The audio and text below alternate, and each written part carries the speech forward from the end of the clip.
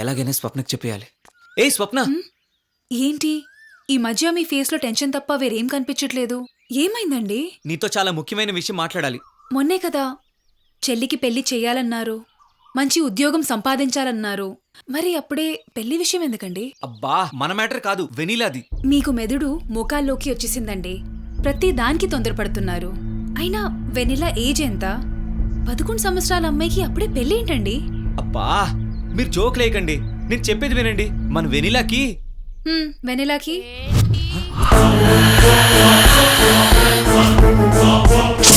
Vanilla అంటూ నా గురించి మాట్లాడుకుంటున్నారు.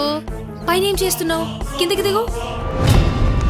ఏంటమ్మా తల దూకోకుండా దయ్యంలాగున్నావని అన్నయ్య చెప్తున్నారు. సూర్య, ఏదో చెప్తున్నావు కదా?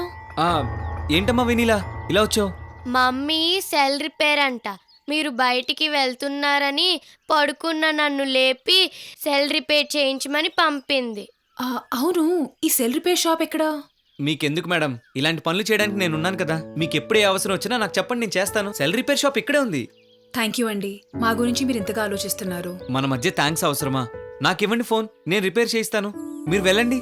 నేను కూడా వస్తానన్నయ్య. సరే, ఫ్రెష్ అప్ అయ్యిరా, వెళ్దాం.